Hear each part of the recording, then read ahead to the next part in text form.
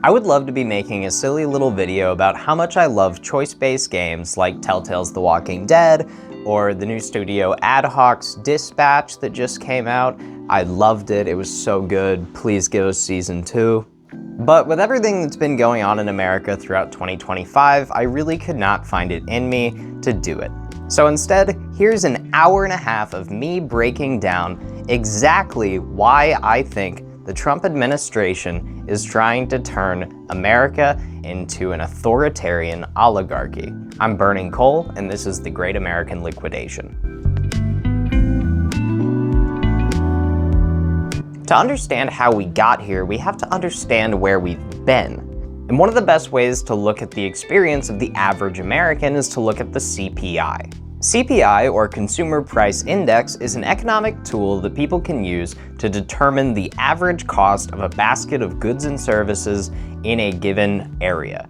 So what that means is whether it's 1949 or 2024, if you have a CPI of 1 versus a CPI of 1.5, it means that the average cost of those goods and services has gone up 50% even when you factor in inflation. So we're going to be looking at 2005 to 2015 and then 2015 to 2025. So what we can see is from 2005 to 2015, we have an average increase of 25 cents. But then we look over here and we can see 39 cents. So that's 14 more cents in just 10 years, and Donald Trump was president for almost half of it. You may notice that both these data points here say September of 2025. No, I have not been working on this video for 3 months. That's not why I was absent from YouTube. We're here, we're back, I'm doing it. I'm on winter break, so I'm gonna try to get this done as soon as possible. But September 2025, now why is that? Usually we would have October by now. But the government shutdown made it so that they could not collect that data. Interestingly enough, I started seeing much higher grocery costs right around that time. I'm purely tinfoil hatting here, but it's possible that data is being hidden for a reason. And for once, I'm not alone in thinking that.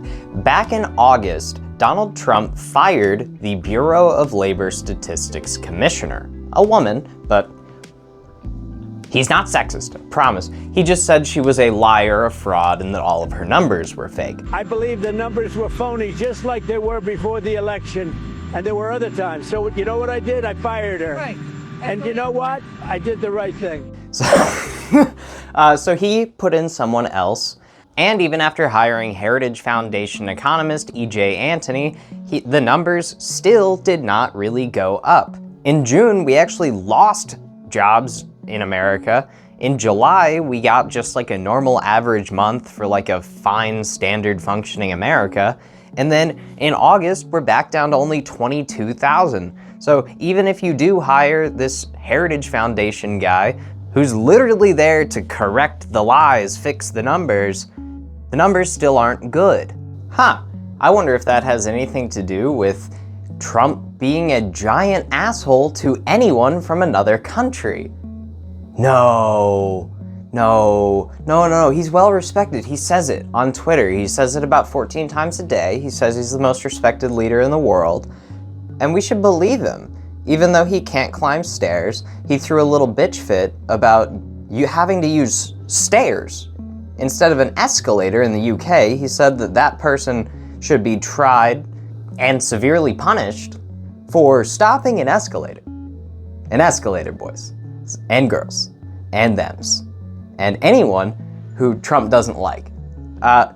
This little baby runs our lives, and he doesn't have to.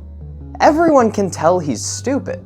And if someone can't tell he's stupid, they're stupid? I mean, legitimately, you cannot watch an hour of this man speak and go, now that is an intelligent, respectable individual. Smart people don't like me. We have the worst education almost in the large world, the world that people know about. The windmills are driving the whales crazy, obviously. You know, we've cut drug prices by 1,200, 1,300, 1,400, 1,500%. I don't mean 50%, I mean 14, 1,500%. How do you get to be president and you're stupid?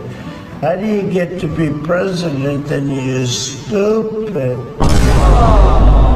He knows what he's doing. Because, I mean, he'll go on a 40-minute rant about windmills, dude.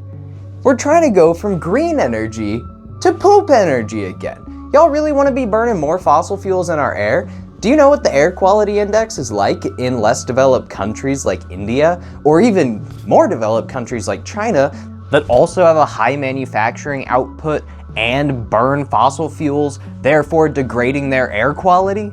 It's bad. That's why so many people in those countries wear masks and respirators to go outside. Do you want America to be that? Because that is what Trump is pushing for. He wants to turn our national parks into coal factories, into sumping grounds. Your beautiful nature, your whole manifest destiny is gonna become fucking iron fields for no reason if you keep bowing down to this little tiny-handed, fat-bellied, crooked-standing punk, okay? There's no reason to. And I'm getting a little heated. I promised myself I wouldn't. There's a chance I cut this part. But please, look at some data. And I guess not the Bureau of Labor Statistics data from now to forward, because I don't know if I trust this guy. He's bought, paid for, was installed within a month. The president announced a little bit ago that he's going to nominate economist E.J. Antony from the Heritage Foundation to lead the Bureau of Labor Statistics. Now, this comes after Donald Trump fired the last BLS commissioner earlier this month after the latest data showed that the job growth had been a lot weaker than previously reported. Trump claimed those numbers were, quote, rigged, but offered no proof to back that up. So, let's watch out. And if you MAGA folk don't believe me, go ask your local beef or soy farmer. Ask them how they're doing.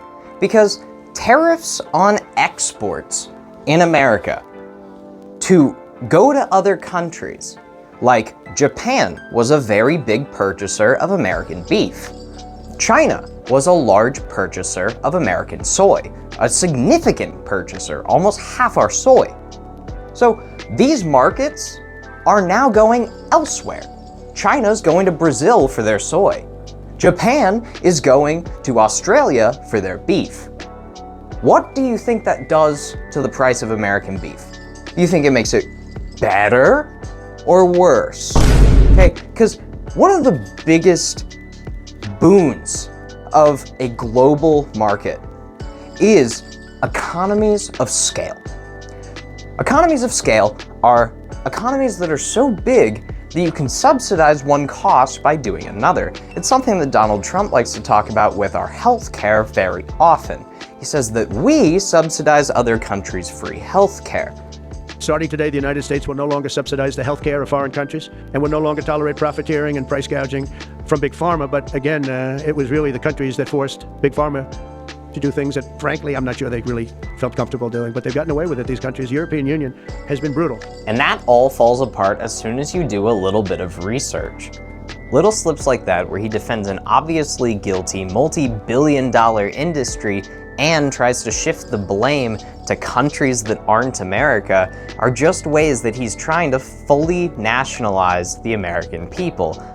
Because if you're fully nationalized and all in for American freedom, you may not decide to do some research and find out that the reason many countries in the EU are able to get their drug prices so low are because they're using a universal healthcare system in which the taxes of the citizens go directly back to the citizens to pay for their healthcare. And because they have a system that works in such a way, the entire government is able to negotiate on behalf of the entire people. You get to say to a pharmaceutical company, if you're not able to put your price this low, you may not sell your drug in my country.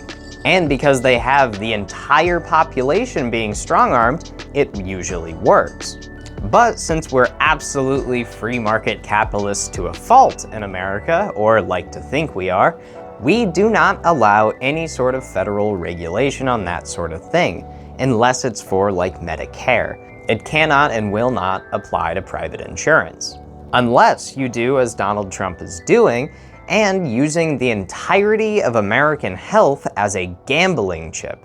It is all a giant bluff, because that announcement is an executive order. Executive orders are not laws. They don't have to be approved by Congress. They don't have to go through the Senate. So they are not legally binding in any way. They're just a wish list or a list of suggestions, things that you want to see happen. But when you back that up with a threat of 100% tariff on all imports coming into America from any pharmaceutical company that will not build a factory by October 2025, what you're doing is gambling with the health of the American people without their consent.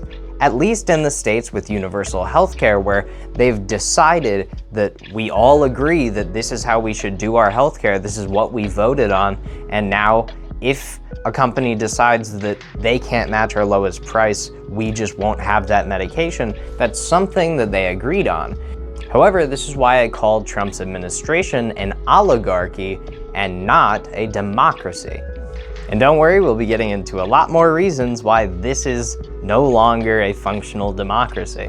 Let's move on to tariffs. I still don't know how we can get 12 months into this administration and so many people will still tell you that tariffs are a good thing for America. If you look into how tariffs work, you'll see that the country that is imposing those tariffs, their importers are the ones paying those taxes.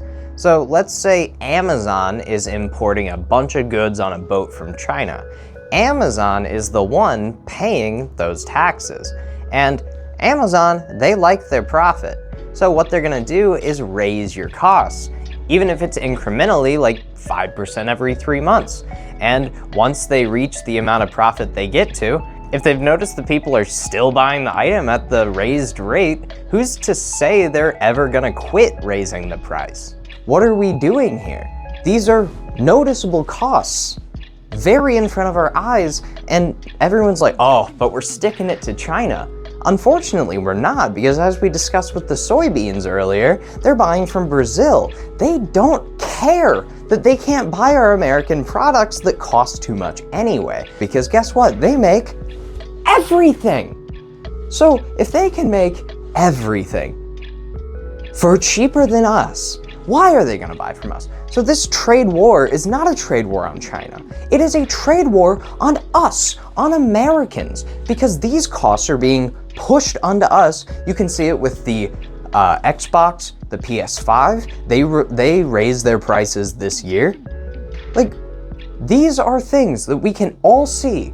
Yet I still have people come up to me and say, oh my gosh, but the tariffs, he's really making America great. He's sticking it to the Chinese. The Chinese don't give a shit. And all of you should. Because as we get farther and farther into this delusion of America that Trump is creating by saying, inflation's down, affordability, the Democrats, they made that word up in 2024, and I have it down. I'm better at affordability than them. I swear there's a clip coming after this. Inflation is way down. The biggest thing is inflation. The second biggest thing is energy. Energy is way down, and what's also down? Gasoline. Also, the biggest thing is inflation, and it's way down. You know, there's this fake narrative that the Democrats talk about, affordability. They just say the word. It doesn't mean anything to anybody. They just say it. The word affordability is a con job by the Democrats. The fact that a 79-year-old man-child can get that far into life and never hear the word afford or affordability is absolutely insane, and the entire reason why I'm making this video. The fact that we allow people to hoard this amount of money while being so stupid as people come. I mean, if Donald Trump was just some random guy that approached you on the street in a busy city and he started going, the windmills, they're annoying the whales, obviously. The Democrats, they invented this fake thing, affordability. I don't get it. None of it makes really any sense today. We've got drug prices down 1,500%. People are being paid to take drugs now. The fact that this man has ascended to the presidency is ultimate idiocracy in America. By the way, if you haven't watched it, go watch the movie. Incredible movie. But how have we let it go this far? A man that has never thought, can I afford this? Is responsible for making decisions for anything from foreign trade to domestic health care to even if we decide to close our borders entirely to 30 plus nations. I mean, is this not insane to everyone else? We've let this little puppet master baby become the guy for some reason. Even though I just did, oh my God, no, I'm turning into him. I did the thing. I did the lotus hands. Lotus hands, I'm doing the YMCA. Jesus, I'm so sorry. Wherever you are in life, if you didn't come from money, you should know what it's like to struggle against the American tax system, to struggle against the American healthcare system, to struggle against really any system that requires significant financial grease to get through. If you're already there or you happen to be there at some point, do you think as a viewer that you would forget what it's like for the average American experience, or do you think you would be able to remember what it's like to struggle and to eat bad food and to overwork yourself just to barely even make it by?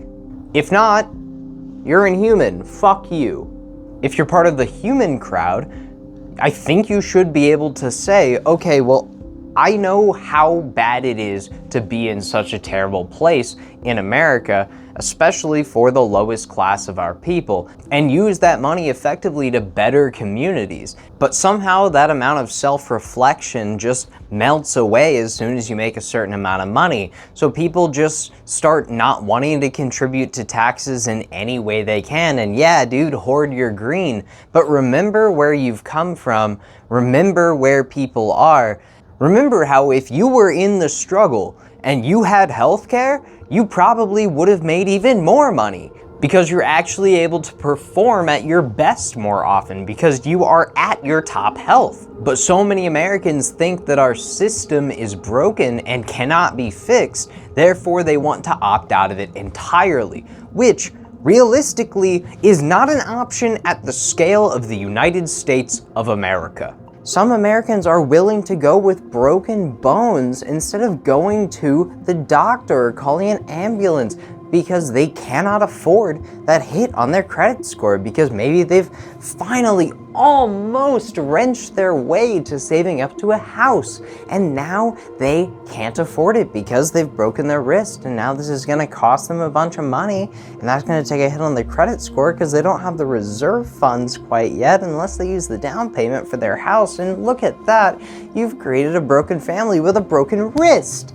That isn't how a functional society works.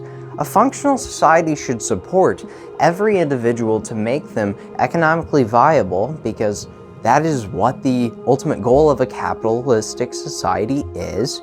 You want a person to be able to go out, spend as much money as they can in your economy, whether it's on cars, groceries, luxury goods, entertainment, anything. You want people functioning in your economy. So when you create a country with 30 travel bans on its countries and you say, we don't like Muslims, we don't like Hispanics, you say, we want to take over Canada, you're creating this tense environment for no reason. To anyone out there that does not have to worry about affordability, I feel so happy for you. I'm so glad for you, however you got there, as long as you aren't taking that away from someone else.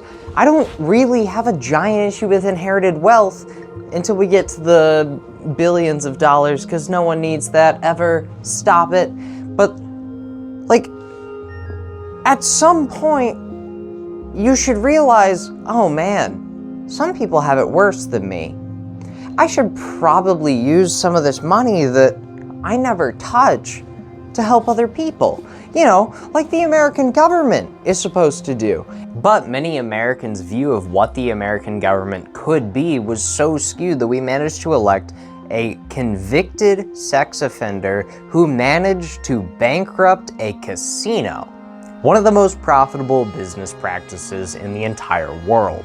Yet somehow people tout this reality star like he is the guy, the absolute businessman himself. And as the businessman president, Donald Trump has convinced many of his supporters that what he's doing for the American people by cutting SNAP, cutting Medicaid, and starving American children is actually good because it's cutting down on people's taxes and government spending. But since Trump is so removed from the idea of starvation, lack of medication, lack of available housing, he just does not see those numbers as human lives. So he can proudly tell the American people that he lowered their taxes, but he's missing the subtext that he's starving American children in the process. And that isn't okay. And yeah, you know, there are probably some abusers, as we will have with any social system conceived by any government in the entirety of conception. This is how social systems work. There will always be people in society that are willing to leech. But for some people, like maybe somebody with a disability that makes it so they can only really work 20 to 25 hours a week along with supporting their kids, so they really needed that SNAP money along with what is considered a part-time job, so they will never make a good actual wage, and balancing their kids that some guy left them with 4 years ago and just deserted them. Who knows what happened? That person probably could use money for food. But I get why the average American is angry about their taxes. They never go anywhere. But we keep electing all these people that keep saying, oh, we want more small government, more small government. You don't pay the majority of your tax to the small government. You pay it to the federal government. If we pay somebody who goes, strong federal government in support of every state, look at that. Possibly your federal taxes may get used. But people don't seem to think that far. They just go, well, I don't want to pay taxes, but I'm really mad about how shitty it is around me. And I just don't get that mindset, because there is a possibility for politics to work. But if people don't pay attention, it doesn't matter. None of it matters. The only thing that matters is that people are alive, fed, and hopefully housed. Why is that not the goal? Why is the goal to give tax breaks to these multi-billion-dollar organizations that could easily eat this? They could eat any of this. They could have eaten COVID. Yes. Oh no, we take some dips. We have to go into the war vault. Oh, we have to touch our $200 billion. Oh no, what a shame. Except that money earns on money. Once you get to a certain amount of money, you'll never have to make any money, and that's where all these people that are making decisions are. They're nowhere near where people like me or people like you are. They're not struggling financially. They're not worried about if they'll be able to get a job one day. Yes, I'm still in college. I don't have a career job yet. I'm very worried. Subscribe to me on YouTube. Give me likes. Nobody should have more money than they need. Like, if you can support 5 kids and yourself for 200 years, I really think that's it, dude. That's all the money. You're not allowed to have more money. Maybe that's a crazy take, but I really think that if you can support your generation and your future generation with all the wealth you have, dude, your money ought to go to better places. To put that into perspective, the median household income in 2005 in the United States was $46,000. In 2025, the median household income for the United States is $83,000. So almost double, but not quite, following a very similar line that inflation does. Now, if we look at how many billionaires existed in the world in 2005, we'll see that there were 691 billionaires, total worth $2.2 trillion. Then if we go to 2025, there are 3,000 billionaires, totaling to $16 trillion. So while the average American's wage has only gone up almost 2 times, billionaires, for one, have grown 4 times as far as the size of the class, and their wealth has gone up 8 times in the same period that our wealth hasn't even doubled. Yet somehow people want to blame poor people and immigrants for these problems, even though it's very clear where all these extra costs that we are paying are going. Otherwise, these people would not have so much money. But we're talking about beef and soy. So when you don't have other people purchasing your excess beef and soy, you end up carrying smaller quantities of product, aka less cattle, less soy fields. And some of these people now can't sustain themselves on that soy or cattle, so they're gonna end up having to get a new career, not be a farmer anymore. Now, those people that aren't gonna be a farmer anymore, their land's up for grabs, so somebody else can take it. And who's gonna wanna take it? Probably somebody corporate, because they can afford it when we can't. And I'm not just speaking from speculation here. This is exactly what happened in the early Industrial Revolution when robber barons stole land from farmers. They did not directly go and steal the land. What they did is they enacted policies that caused crop and meat prices to plummet, pricing farmers out of the ability to sustain themselves with their farm. Once their farm was up for grabs, they bought the land as cheaply as possible because the people just needed money to live. And look at that, now you've got land that's earning you investments, is plantable, and you can now put the prices wherever you would like. What I imagine will happen is we will see a turnover of a significant portion of farmland and other individual services bought up by corporate entities, and then they will try to employ these people at a much lower rate than they would have gotten running the farm by themselves. However, when you control the rules, you also decide who gets to play. For example, just the other month, Donald Trump gave $20 billion to Argentina to bail them out of economic struggle, even though we have put more on our debt this year than any other year in recent American history. It's been an absolute great year for increasing the debt. Bigger number good, right? And just another kick in the teeth, Argentina is supplying soy to China. You make the rules, you decide who plays. Speaking of rules and playing, have you guys seen this website called Did Trump Golf Today? It's this really fun website where you can go on it and it'll tell you how many days, what percentage, and how much money Trump's golfing has cost the American taxpayer. Because no, he is not doing that on his own dime. That $8 billion, his $8 billion net worth, the fact that he's made another $2 billion for himself just this year through crypto scams and stakes and crappy phones no one's ever gonna get.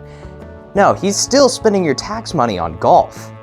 And my God, this guy has spent over $110 million of your money to go swing a club, miss, and have his caddy toss the ball out his back pocket like he doesn't have 14 cameras on him at all times. Now, you might be asking, how is it so expensive for a man to golf 79 days in 1 year? You know, like, it shouldn't cost $110 million, right? Like, most people, I think, could probably get away with spending between $1 and $3 grand per golf trip, I would say. So, where's the money going? Well, when Donald Trump goes golfing, he takes his entire Secret Service entourage with him. Then, he puts them in his hotels, which he sends a bill to the federal government for. So, not only is he spending that money golfing, he is putting that money right in his own pocket. So next time somebody tells you Donald Trump doesn't take a salary, tell him, shut up, piggy. He spent $110 million on golf this year. And in case you were wondering, that is 25% of the presidency this year so far.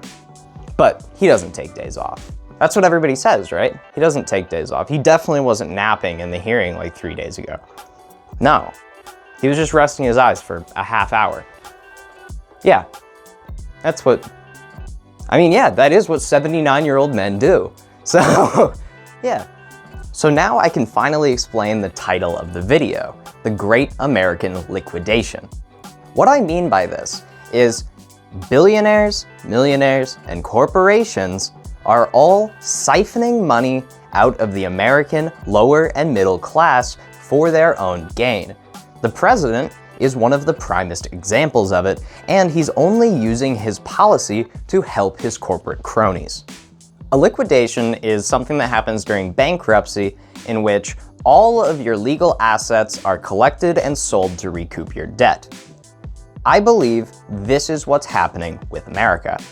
I believe that they are trying to bankrupt farmers into selling their farmland, allowing both domestic and foreign entities to take that farmland and then hire Americans and profit off of us, therefore perpetuating the you won't own anything and you'll be happy. The and you'll be happy is a pretty big brother part of it, because I like this stuff I own, man. I like owning a lot of stuff. But as we see companies like BlackRock buying up single-family homes, apartment complexes, etc., and people like Bill Gates and Jeff Bezos buying up farmland all across America, the American dream is starting to slip through our fingers very quickly. But for many, the American dream has been dead for a long time or never existed in the first place. I'm mainly speaking of African American individuals, Native American individuals, Hispanic individuals, and really any other immigrants. Over the past year since Donald Trump became president, I have seen a concerning amount of public cruelty and public racism toward people who aren't white. It doesn't matter what other color they are. People see what the president puts out. His brand is hate, cruelty, and racism, and they reflect it upon themselves because they see the highest man in the country doing it, so it must be okay. So all these closet racists have come out over this last year to show their colors, and it's been absolutely disgusting seeing how many people are blaming the problems of our country on some of the poorest people in our country. Poor people and immigrants are not what caused your salary not to rise last year. Poor people and immigrants are not why home prices are going up. Poor people and immigrants are not why food prices are going up. And Dave, poor people and immigrants are not why your wife left you. She left you because you're a dick. As we talked about in my last video, Is Virtual Reality Our Future? We went into how millionaire and billionaire culture has evolved since the 1980s, and what we've seen is a mass accumulation of wealth on a scale of which we've never seen, and I would say never will see again, except there's basically no way for these people to fail as long as the stock market doesn't crash in Minecraft. So as long as they have these investments, they'll be able to float the rest of their lives, the rest of their kids' lives, the rest of their kids' lives, and that money will only continue to grow. What's really upsetting about Donald Trump's immigration policy is the way he's conducted this hate in such a systematic way. He has stated several times, all migrants must leave the country. He didn't even say illegal sometimes, he just calls them migrants or evil migrants or murderers and rapists and homos or whatever the heck he calls them. I've spoken to border guards and I said, how bad is it? They said, Mr. Trump, you have no idea how bad. You have people coming in, and I'm not just saying Mexicans, I'm talking about people that are from all over that are killers and rapists. I mean, they're coming into this country. No, well, I don't think it's a small percentage, it's a lot, but it's not Mexicans necessarily. They're coming from all over. You talked about building a wall and having Mexico pay for it. Yeah.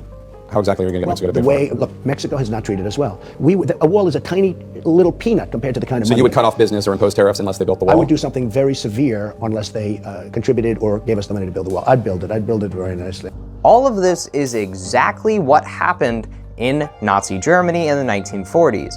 It is how they made people distrust/hate the Jewish people and made people too scared to harbor them in their own homes, like many people are today as ICE agents are breaking into homes unlawfully without warrants.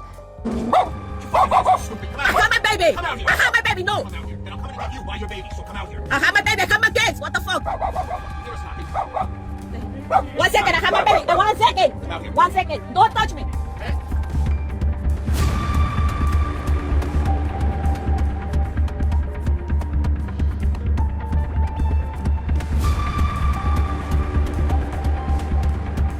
ICE agents are pulling guns on American civilians. What are you doing?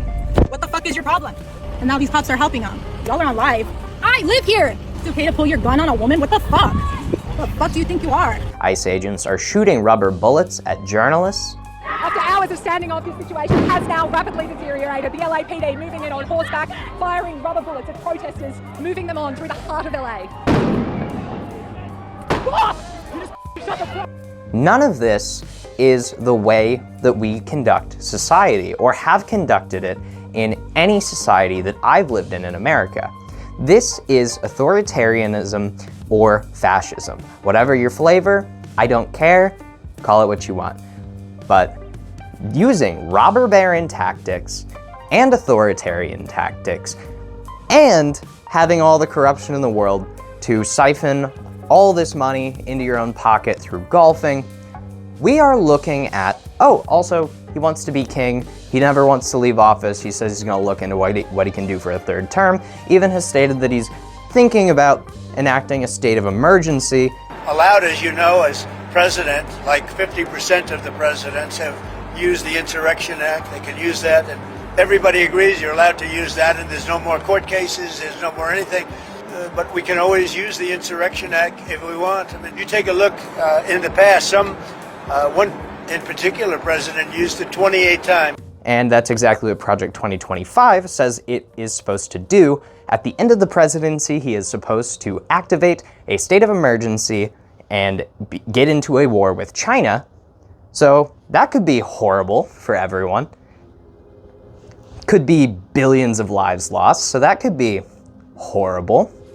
But hey, that's just what they said they're gonna do, and no, actually, they have followed through on all the bad stuff they told us they were gonna do. None of the good stuff, that was all lies, but the bad stuff. So, I think I've done enough talking about the situation. I think I've done a decent enough job of putting you in the perspective of where I'm at and why I think what I think. But what needs to happen now is we need to impeach this president. He has committed dozens of impeachable acts, yet his red Congress and red Senate have been able to protect him. However, recently they had a unanimous contempt filing for the release of the Epstein files. Donald Trump's name was mentioned 1,200 times. That seems like a lot for an uninvolved person. So, if we can find any concrete evidence to stick this to him, it is very possible that we could impeach him. And then, if we were able to get a Democratic president into office, we might even be able to pass executive orders indicting all the ICE agents. And anyone who was found to be unlawfully conducting themselves can easily get put in jail where they belong. Then you move on to the politicians. Donald Trump has conducted the office of the presidency so poorly that he has a list of 25 offenses for which he could be impeached. But can you imagine a laundry list this long and we still cannot get this corrupt man out of office? So obviously something is wrong at a deeper level, and that is because of how Project 2025 is meant to reprogram the way the government treats the executive power. Project 2025 is a document created by the Heritage Foundation that is meant to paint America in a much more divided state than it truly is. In reality, America is probably 40% non-political, 30% right, and 30% left. But in this document, they refer to liberals as insane and too woke for America, and they compare modern-day conservatives to the Founding Fathers and things like that. And the entire document is a plan for how Trump should conduct his version of America, and he's definitely followed orders. For instance, in Section 1, titled Taking the Reins of Government, they say that in order to carry out the president's desires, they must be fully supported and backed by the president to overcome burdensome HR. So I guess that means they're not going to be doing DEI, which they absolutely showed in the beginning of their administration, and this is about in the first 20 pages of Project 2025, which, if you just keep reading, they just kept following instructions. And if we look at all the different hires Donald Trump has done in the past year, we can see that many of them are Heritage Foundation members. Some of them even authors of Project 2025, like the FCC chair, Brendan Carr.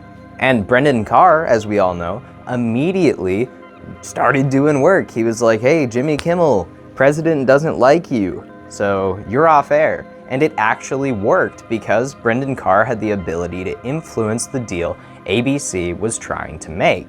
And if you play with people's money, they listen to you. So when you have the ability to control all that money, you can influence the way media conducts themselves.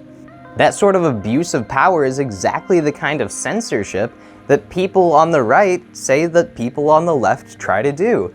Then we have to deal with J.D. Vance. J.D. Vance is Peter Thiel's lapdog. He put him there, he funded him, and I do believe J.D. Vance is the speakerphone for Peter Thiel into Donald Trump's mouth. And I think that's why we're seeing the US side with the genocidal Israel, even though we have plenty of evidence that what's happening in Gaza and around Palestine is inhumane, disgusting, and horrendous. Children are starving, and we cut their funding. We are stopping aid from going into their country, and kids are starving. Babies don't have formula. And we are siding with those guys. What does that say about us? Now, I don't know about you, but I don't think Donald Trump can distinguish from someone from Israel and someone from Palestine, and I don't think he cares. But he's getting paid lots and lots of money from the Israeli government to turn a blind eye to Palestine in their very dying breaths is to take away all of their lives, to erase their country from existence entirely. I don't think we needed to be involved in this holy war whatsoever.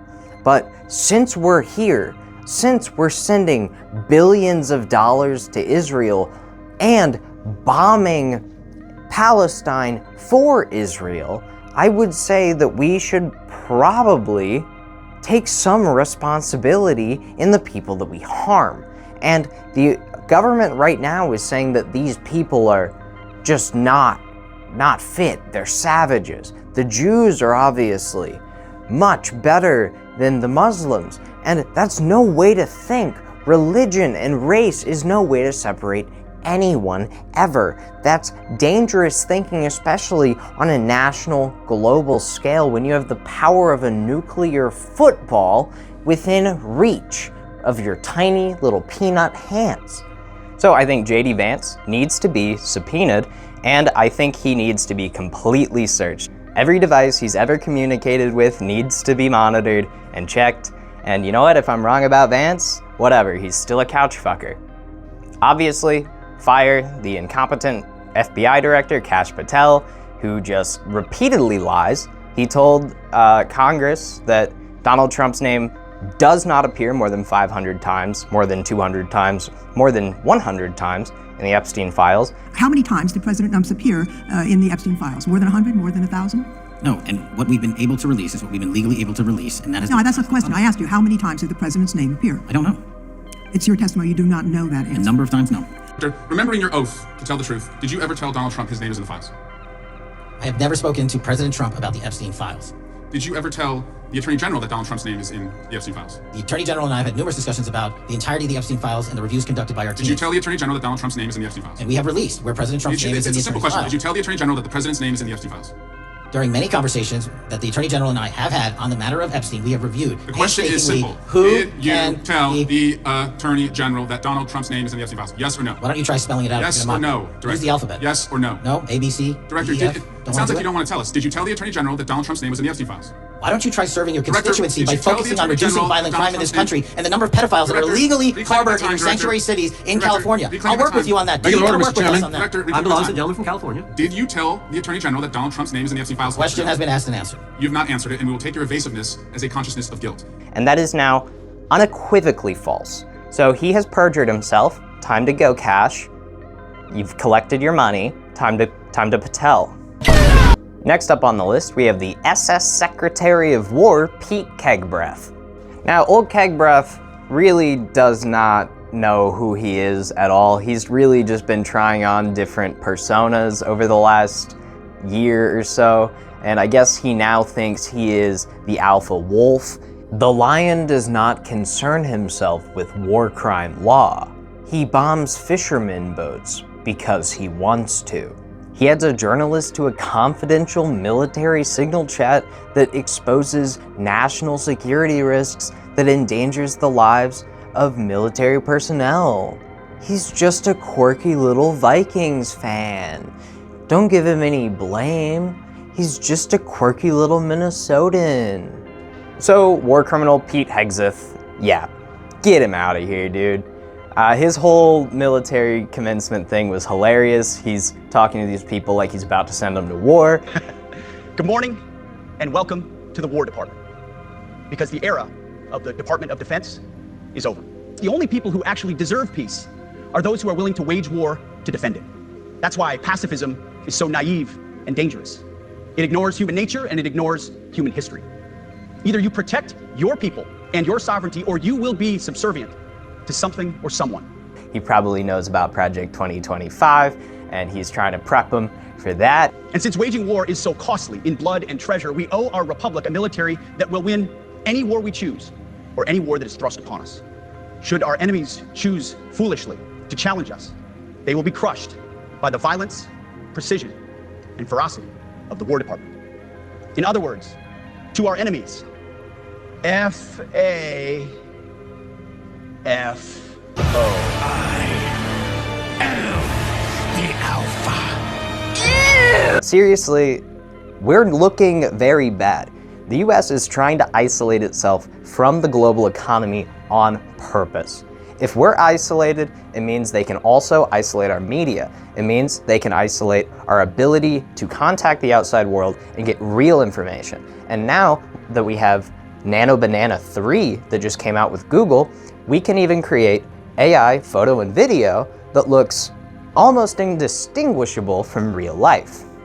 I would not put it past the US government to start using Nano Banana 3 or a similar proprietary government AI generation software to make fake crimes and fake evidence to justify war crimes and crimes against its own people, such as like they're doing in the ICE raids, where they're saying that, oh, Portland's a mess, Portland's on fire. Donald Trump doesn't even think there's glass in windows in Portland anymore. One thing I have to say is that Washington, D.C. was almost as bad. I don't know what could be worse than Portland. You don't even have stores anymore. They don't even put glass up. They put plywood on their windows, but most of the retailers have left. But Washington, D.C. was so bad. Like, it's all just media fabrication to rile up a problem that doesn't exist. And when you get people angry, you can make them irrational. And irrational people will go to war for you. Next up, we have Brutality Barbie Kristi Noem. She's the director of Homeland Security, and she is almost always boots on the ground with the National Guard being deployed into US cities under Donald Trump's orders. That includes Washington, D.C., Portland, Oregon, Los Angeles, and Chicago. Now, interestingly enough, Chicago, Portland, and LA, governors and mayors all said, "Do not come here. We do not need you." And she said, "Oh no, you need us." And then proceeded to go out and protect ICE from protesters, even though that's not how this is supposed to go at all. If the National Guard is being sent in to help anyone, they're supposed to be sent in to help civilians, not to help ICE. Because National Guard is not law enforcement, they're military trained. So these people do not know how to safely, lawfully take down and read the Miranda rights to an American individual. However, Kristi Noem and Donald Trump took it upon themselves to insert themselves into several US cities, causing the death of one National Guardsman, an American citizen, and the shooting of another in critical condition at this moment of recording, and this person was unfortunately an immigrant. Yet this man decided to fight with American soldiers, got vetted by the FBI, came all the way into America, and still committed a crime. And unfortunately, that's just a function of society. Sometimes people will do bad things. White people do bad things. Black people do bad things. Brown people do bad things. Everyone who's human does bad things. And all humans murder. It doesn't really matter what color your skin is. So basing this whole entire Muslim ban again, like he tried to do in his first presidency, and giving it the substantiation based off one person's fatal incident. We must now re-examine every single alien who has entered our country from Afghanistan under Biden, and we must take all necessary measures to ensure the removal of any alien from any country who does not belong here or add benefit to our country. If they can't love our country, we don't want them. America will never bend and never yield in the face of terror. Is not good for an entire religion and race of people. I mean, Muslim to Donald Trump is a race, I believe. So he is just looking at all of the Middle East and he's going, no. And I understand that all the Middle East doesn't practice Muslim religion, but do you understand what I mean? If you look Middle Eastern, he probably thinks you're Muslim or secret Muslim, like they did in the Red Scare. If you seem to be communist, aka you were just someone who spoke Polish or Russian, so you have kind of a thick accent to you. To the CIA, that could mean that you're eligible to be hauled off to Quantico, and now that's Alligator Alcatraz, or many of the other detention centers that have popped up in 2025 that are meant to temporarily house illegal immigrants before doing any due process and never doing any due process because you're treating them as illegal the whole time. And when you treat people as illegal the whole time, it makes it impossible for them to contact anyone. And when you can't contact anyone, you can't verify anything. And if you can't verify anything, you might as well be from bumfuck nowhere. And people from bumfuck nowhere get shipped to wherever they want. Now, the Nazis encountered this problem initially when the Germans started hoarding people into concentration camps. They planned to use them as workhorses, haul as much coal, fuel, anything that needed done could be done by Jews, as they saw them as animals. However, they had too many Jews at some point, and then they started to view them as if they were cattle farmers. Well, if I have too many bulls, I might as well slaughter them. Except they weren't slaughtering them to eat, they were slaughtering them to just thin out the amount of food they were giving away. And that food was nominal anyway.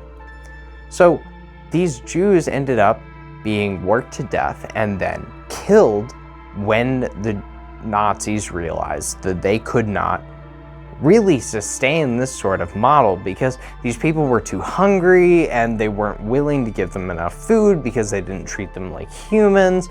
And if they gave them enough food, they feared they would be too strong, they'd be able to overpower their guard And now in America, we're seeing people building these temporary structures like Alligator Alcatraz to house hundreds of illegal, yet to be determined people, and some of these people are going missing.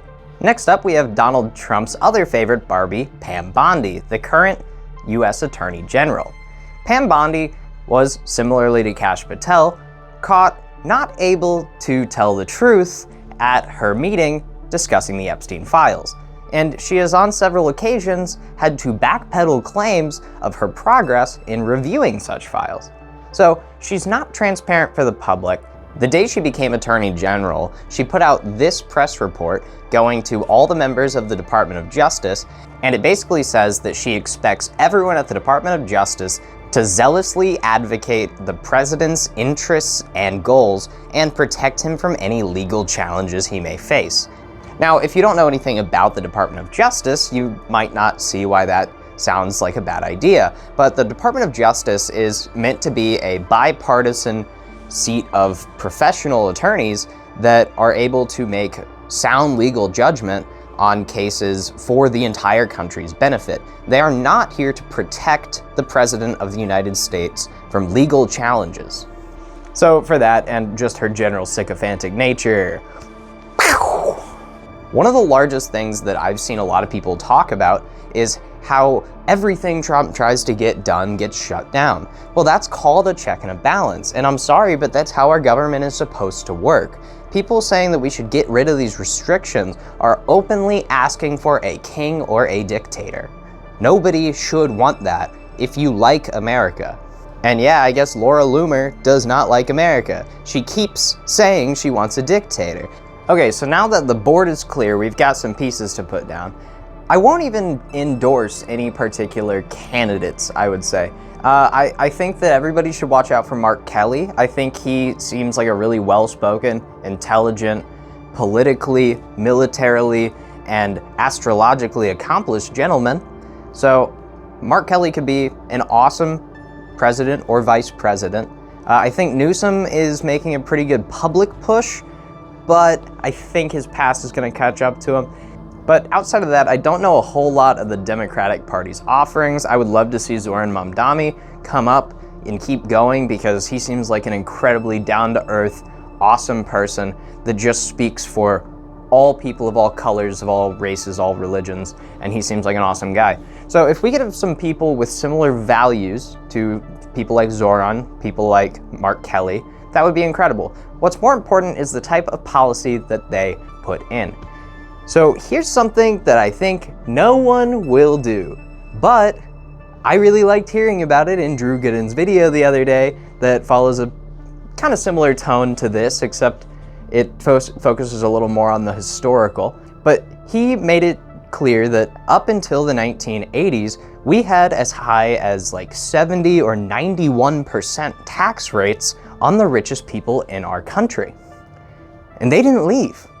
So if we could get back to some semblance of that, even 50%, and I know a lot of these people take some sort of cuts to get around it, I don't care how we do it. I want half their money to go back into our community. With that money, we could provide universal health care to anyone who makes under $100,000 a year. Once you're making over that amount, you're much more likely to be offered an insurance plan from your company that you work for, or be able to go out and get private health insurance.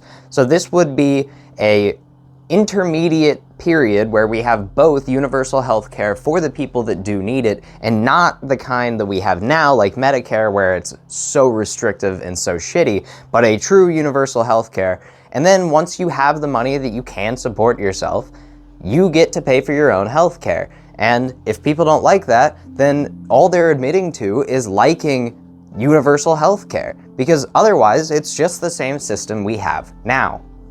Then we should use whatever's left of that money to take care of the homeless problem. Billionaires and millionaires love to complain about homelessness, but they don't want to do anything about it. I think that needs to change. You don't like it, you better pay for some way to get this person healthy treatment, healthy housing, better living, counseling, and whatever else they need. Then I think we need to establish age demographic brackets within both the Senate and the Congress. What I mean by that is I think that there should be an equal number of 25 to 35-year-olds, 35 to 45-year-olds, 45 to 55, and I think that number needs to cut off at 85. That way, we are well representing the actual populace of America rather than representing mostly the older generation like boomers and older Gen X.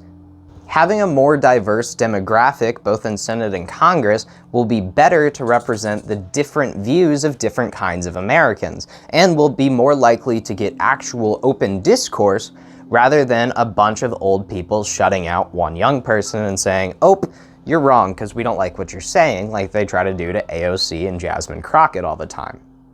It will also encourage more young people to get into politics at a high level and become more involved in their communities. So we might see more people trying to become mayors and governors or small-time lawmakers in their local states. Next, it's time to increase the federal minimum wage. It's been since 2009 since we last adjusted the federal minimum wage, and for anyone who's unaware, it is $7.25 an hour.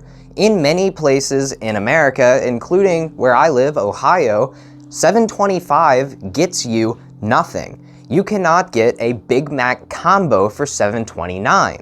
That does not seem like a reasonable input-output for possible work, and I think our minimum wage is a little higher here, but most places around the 20 age demographic, they pay about $13 an hour, and it's still not a lot of money. And I imagine that there are places in the country that do pay that $7.25 to people, and that's criminal for how expensive things have gotten and how much inflation has changed since 2009. Then ideally, America would embrace their immigrant population and give people an easier path to citizenship. The fact that it can take upwards of a decade to become a citizen in our country is why so many people come here legally. And things like Donald Trump's increase to $100,000 on H-1B visas, which they're visas for skilled workers to come into our country and perform tasks that they're better than us at. So, like, maybe there's a really smart Indian guy and he is an incredible coder. Instead of paying $5,000 like he did before, he has to pay $100,000, or the company he works for has to pay $100,000 to come here. So they will most likely be shopping in our country, which is what Trump wants, except when you cut the Department of Education. In a few moments, I will sign an executive order to begin eliminating the Federal Department of Education once and for all. And you tell everyone college is stupid. So much of what we want to do in this movement in this country, I think, are fundamentally dependent on going through a set of very hostile institutions, specifically the universities, which control the knowledge in our society, which control what we call truth and what we call falsity, that provides research that gives credibility to some of the most ridiculous ideas that exist in our country.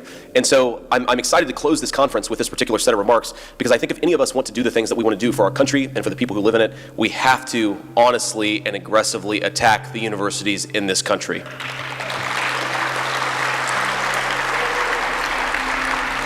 It kind of makes it hard for people to become incredible coders and science people and, nurses. Donald Trump just said the nurses are not a professional college degree anymore. So that means that they have less access to student loans, which means that more disenfranchised people will not become nurses anymore. And I think that this is just more veiled racism, because disenfranchised people are more likely to be minorities than people that come from affluent wealth.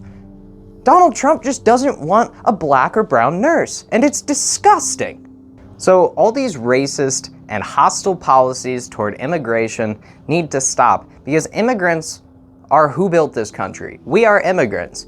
The only people who have any actual claim to America are Native Americans, and we tortured them for years, and even up until the 90s, and possibly even into the 2000s, we had conversion camps for Native American children to go become Catholic, and they would get beat naked with paddles by the nuns. If you don't know about that, do a little deep dive. America sucks. We've always sucked. And you know what? Obama had similar deportation numbers to Trump, but he didn't do it with a Michael Bay-produced Kristi Noem action movie trailer. Why do I love these wide open spaces? They remind me of why our forefathers came here, not just for its beauty, but for the freedom only America provides. I'm Kristi Noem. Anyone who searches for freedom can always find a home here, but that freedom's a precious thing, and we defend it vigorously. Firing rubber bullets at protesters, moving them on through the heart of LA. You cross the border illegally, we'll find you. Break our laws, we'll punish you. You're saying that. No! You're not doing anything! Harm American citizens, there will be consequences. I'm here in downtown Los Angeles, here at the No King protest. The Los Angeles County Sheriff's Office has opened non-lethal rounds against what up to this point has been a very non-violent protest. But if you come here the right way, your American dream can be as big as these endless skies. It's the blatant hate that makes it bad. And I don't think that the hate is reserved for only non-Americans. I truly think Donald Trump hates America. That's why he doesn't spend much time here. That's why he always marries foreign. That's why he has so many foreign ties. He says, Vladimir Putin. Putin said to me, "That's the biggest thing. You ended it. You ended the pipeline. They all say you and I are friendly, but I'd hate to see you as an enemy." And Xi Jinping. President Xi would like me to come to China. I understand him. I spent a lot of free time with him talking about things that we probably aren't supposed to talk about. And, I get along with him really well. Are his best friends. Like, he doesn't like America because in America, we have to treat people ethically, we have to pay people well, and we have to act like people below the 1% crust of humanity matters at all, because many, many countries do not. We are lucky to live in such a country where we can treat people that well. If we allow this man to continue doing what he's doing, it will end. We will need to just be okay with being in debt for the rest of our lives, and I know some of us are there already. Unless you are involved in the Republican Party, and I don't just mean you vote, I mean you are an activist for the Republican Party, the new Nazi party. You really want that to be your label? Really? You're on the Forbes Top 100, or you have valuable resources on your property, this administration does not care about you. In fact, for many, they actively hate you. They wish that you would stop speaking out against their destructive policy that will ultimately collapse the American economy. It's way too far in this video to go through another rabbit hole, but do a little research on Marjorie Taylor Greene and her exit from the Republican Party. She was forced out and scared for her life because she started speaking against Donald Trump's policies and speaking about how they're actually affecting the average American person and not the lies coming out of J.D. Vance, Donald Trump, and Pam Bondi and all these people's mouths. And if they're willing to go that far for former front hitter Marjorie Taylor Greene, do you think they give a shit about you? I know we're seeing a large supplementation of the American stock market through things like RAM and GPUs and other computer components because we're in a giant AI bubble. We have lots of data centers to stock up. So NVIDIA and all these companies are making a ton of money right now. This will pop, and eventually we'll be left with data centers and no farmland that we can farm anymore because these data centers, if you didn't know, dump toxic water into the soil around them. I can't live in my home with half of my home functioning and no water, and I can't drink the water. I don't know if you can see that sediment.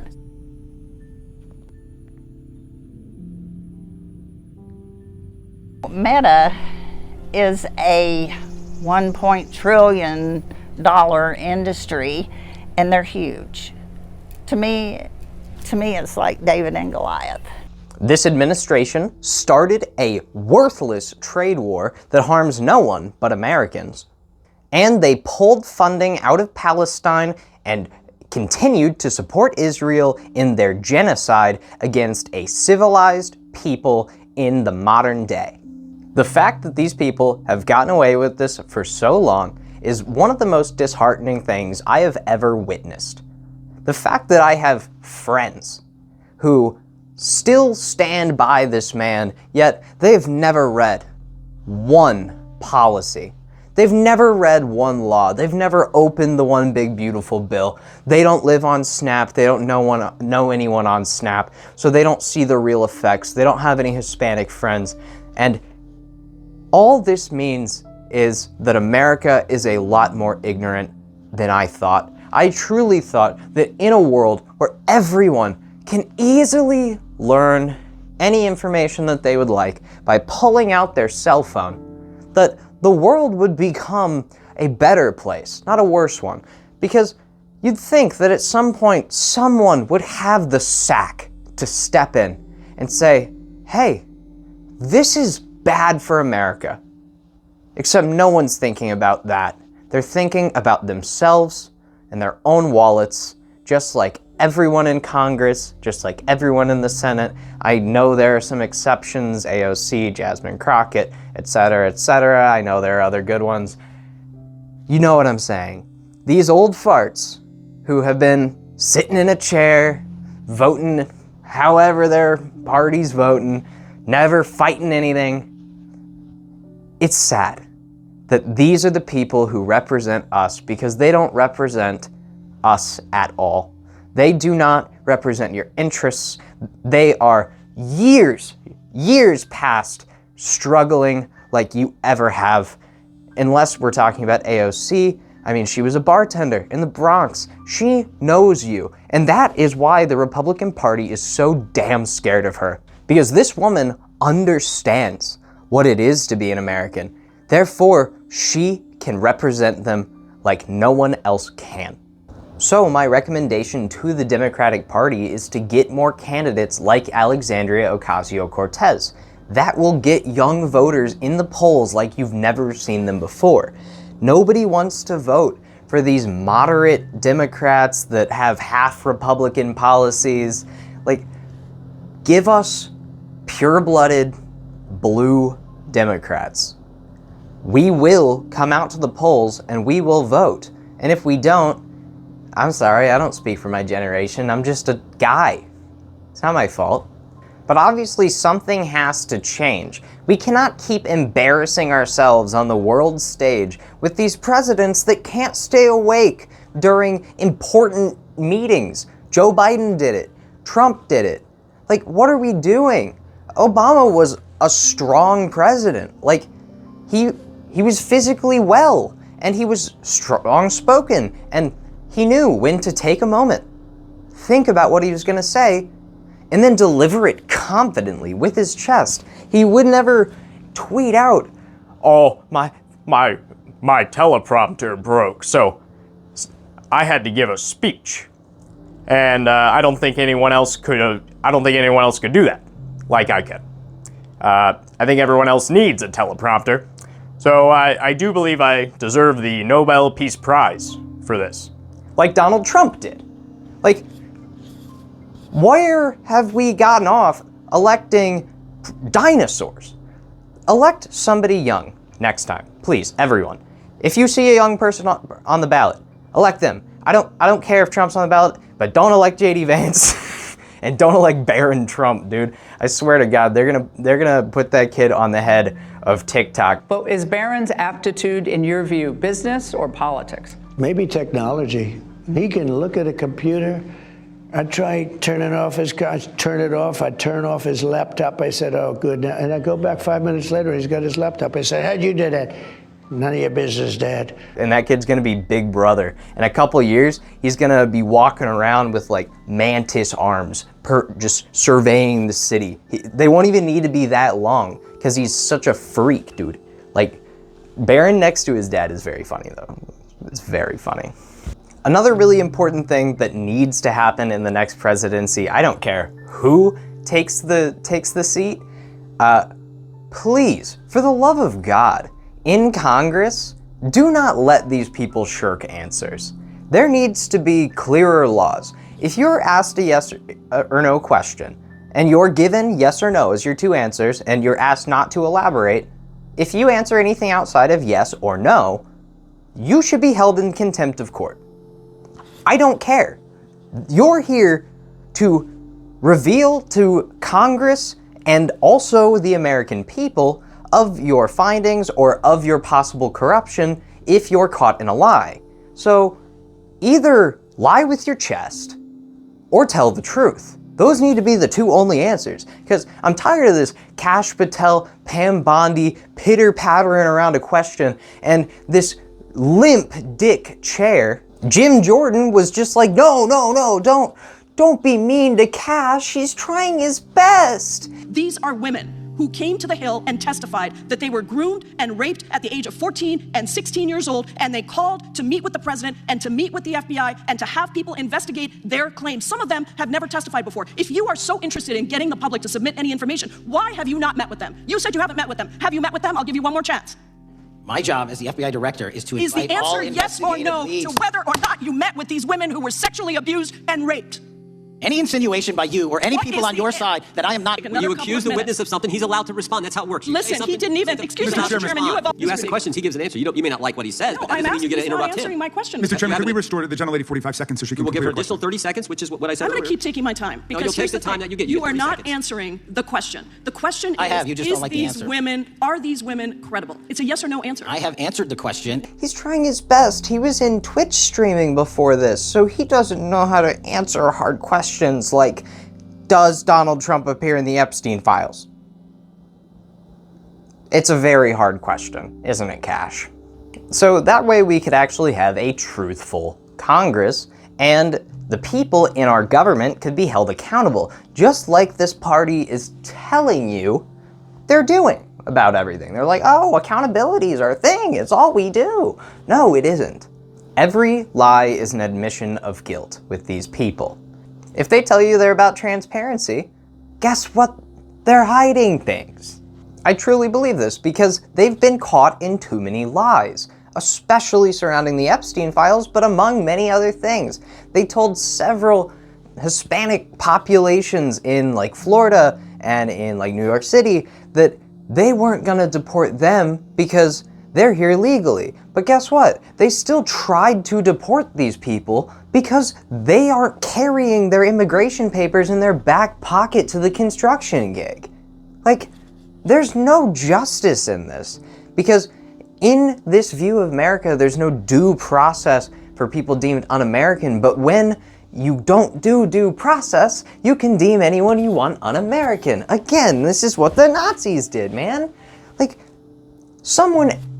everyone ought to be able to see these patterns, especially these old farts who grew up with dads who fought in World War II and all that. Like, sometime along those lines, didn't their parents ever go, okay, son, if you ever see this sort of behavior, you need to pull yourself up and fight the government in Minecraft. But like legitimately, where is the don't tread on me crowd? Because these people are being treaded on. The National Guard was deployed against civilians. That is the definition of treading on people. And just because it's a use of the military against Americans of whom you disagree with, doesn't mean you should throw away your own morals, buddy. Come on. You've been telling people for the last, I don't know how old you are, 10, 30 years, don't tread on me. I have guns, blah, blah, blah. If they try to come in my house, if they try to harm our country. Soldiers, what about your duty not to follow unlawful orders? Like, I don't know, patrolling the streets of a city like Chicago that's murder rate has been going down over the last couple of years. Even though Donald Trump and right-wing news sources would love for the American populace to believe that Chicago's the worst it's ever been, practically burning to the ground. This misinformation that invokes the idea of a civil war is incredibly dangerous to the American people. These these soldiers on edge, and you send them in combat gear, and you tell them the people around you are dangerous criminals, and you need to subdue them. What does that put a 19-year-old jittery soldier that's been in nothing but boot camp? Like, these people are putting you in danger and they don't care. In fact, they would much rather be able to occupy all these cities to control as much as possible. And guess what? That's the least American Republican thing ever. We're talking about a dictatorship communist society. I mean, Trump is already saying, oh, we're gonna redistribute the wealth from the tariffs. That is literally just tax collection and tax redistribution. If you guys wanted socialism, we could have gotten Kamala Harris, man. So why are you guys okay if it's socialism if they also harm the citizens? Why is it always that way? You go back to the Soviet Union. Cool. Harm the citizens. Treat them like shit. Still make them worship you as great leader. Perfect. And they were loyal. In China, same shit. Treat them like crap. Tell them, hey, you're gonna have to leave your family for 4 years to go do this thing because we own every business in China and you're just gonna have to go do it. So people go do it without question because they think that that's what you do. Do you want America to turn into that? Because Donald Trump seems to love all those countries where these were once or are practices. And now he's starting to slowly trickle in some of those practices. Oh, I'm gonna take away your income tax. I'm gonna redistribute the tariff funds. All of this is communist socialism. Yet he calls everything communism. Every lie is an admission of guilt. These people tell the truth about the bad things they're doing, and then they blame other people for stuff that if you have an ounce of gray matter in here, you would be able to tell that they could not possibly have any effect on this.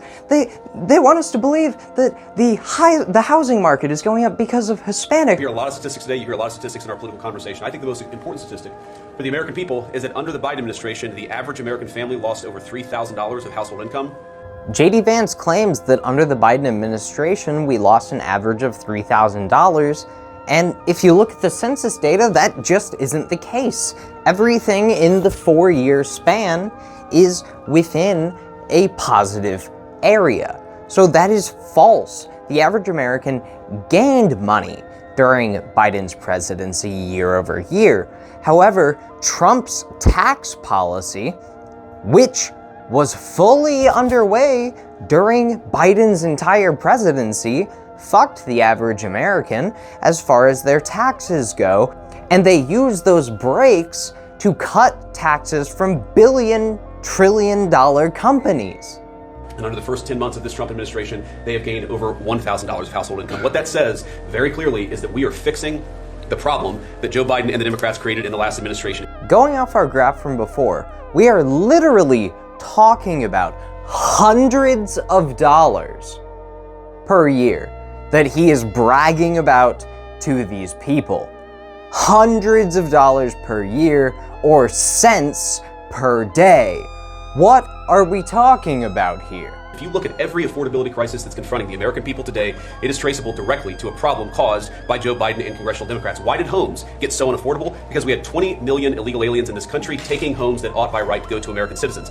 Actually, that's because the median age for the average home buyer has risen from 39 to 59 over the last 15 years. This is not because of illegal aliens. This is because the average older American has stock budgets. He may even have a pension at that age. Oh, you dirty bastard. I wish we had pensions today. And they can leverage all that in the stock market and have it grow and grow and grow. And all of a sudden they can afford the $700,000 house on the corner block. But you, the average 25-year-old with no stock investments who has a net worth of $25, does not have that ability. Why did tax bills get so unaffordable? Because Democrats were raising taxes while congressional Republicans under the president's leadership were now cutting taxes. As we discussed earlier in this video, they are absolutely not cutting taxes, because tariffs are a tax on Americans. Also, if we look at this article here, we can see that Biden actually cut taxes for the middle American family and put more taxes onto corporate and billionaire organizations, which is exactly what we should be doing, rather than giving these people cuts, assuming that they're going to treat us correctly. Why did food get so expensive? Because we printed trillions of dollars and threw it into green scams that made our agricultural economy suffer while Americans were paying higher prices for food. No, our agricultural economy has severely suffered under Donald Trump.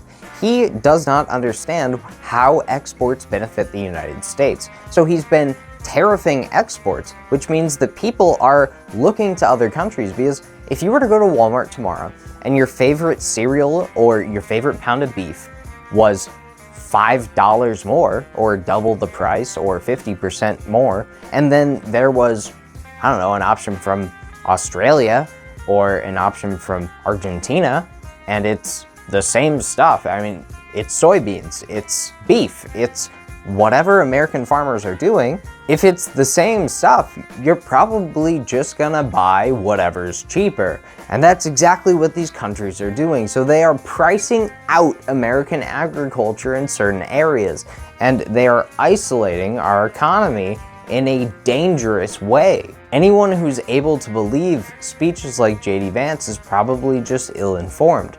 If you do any research into how any of this came about, into what current global policy is, how we are in a trade war, why we're in a trade war, it's our fault, you can understand why we are starting to look a little dreadful as far as the global agricultural economy goes. And if any of you guys are fans of the Wendigoon channel, I'm sure you know the quote, "Remember kids, the next time somebody tells you the government wouldn't do that, oh yes they would."